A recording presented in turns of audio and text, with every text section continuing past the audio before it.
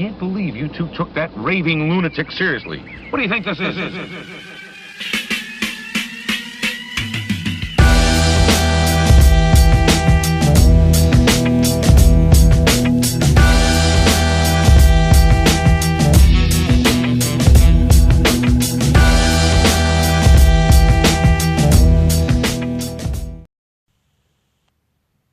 Hey everyone, for lack of knowledge. I'm going to address another tough Bible question. The answers that I give are not the only interpretations of the available information. It's just my findings and conclusions on the topic. I'm going to discuss Noah's flood and some of the tricky details concerning this event. This video was inspired by my eldest of two little boys. A couple of days ago, we were reading in his Action Bible for Children when he came across the events of the flood. When we were finished, he said to me, "Daddy, where did all that water go?" Now, this sparked a rather deep conversation for a second grader, but within a few minutes, the little man understood, and deep down, I was thinking, good job, buddy. I was proud of him. But anyway, although the Bible has long been verified as accurate documentation, I'd like to mention that multiple ancient civilizations, which had no contact with each other, have oral and or written records of a worldwide flood and their people all tracing back to one family that survived on a huge boat. The Epic of Gilgamesh only scratches the surface of this documentation from other cultures. Now, the first detail I'm going to address is the source of the water itself. The popular conception is that it simply rained for 40 days and 40 nights, but this idea is not thorough and complete. In Genesis 7, verse 11 through 12, it states that, and I quote, "All the fountains of the great deep were broken up, and the windows of heaven were opened, and the rain was upon the earth 40 days and 40 nights. This makes it understood that there were multiple water sources simultaneously flooding the earth. This was a rare occurrence that never happened before or since then. The clouds did not have to contain all the water necessary to cover the entire planet. Now, the second point is fitting a pair of every land animal into the ark. Some people may question this fact and think that it's impossible, but consider these things. The dimensions of the ark were listed in the Bible as being 300 cubits in length, by 50 in width, and by 30 in height. Each cubit being 1.5 feet makes the ark an enormous structure.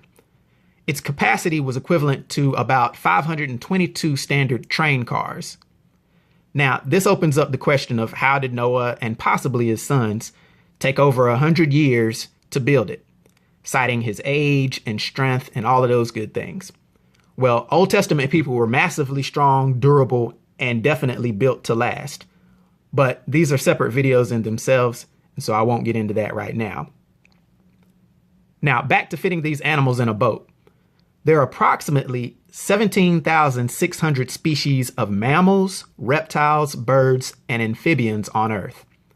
So giving some leeway for animals that have gone extinct since then, we can still safely say that there were no more than about 50,000 animals on the ark, which would leave plenty of room for food storage and to stretch out your legs and relax.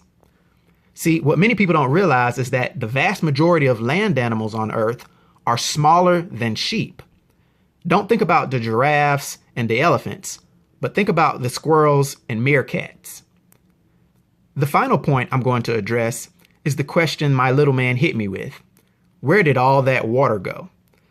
Now, a biblical clue to the answer can be found in Revelation 21, verse 1, which reads, and I quote, "And I saw a new heaven and a new earth, for the first heaven and the first earth were passed away, and there was no more sea."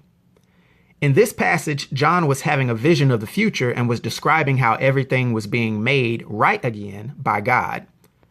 The Creator, in essence, hit the reset button, making things back to the perfect original state that he intended. The statement, "there was no more sea," is quite revealing. This can lead us to understand that the ancient Earth was originally a lush green paradise with plenty of large lakes, rivers, and streams, but not the blue world we have today, which is covered by 2/3, you guessed it, water. Now, much of the flood water obviously evaporated and some lurched back into the Earth's crust. There's vast underground reservoirs of water. We all know that. But if you really want to see evidence of Noah's flood, just take a trip to the beach.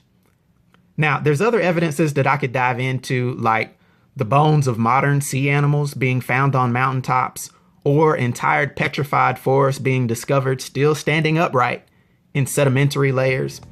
But I could go on for days with that.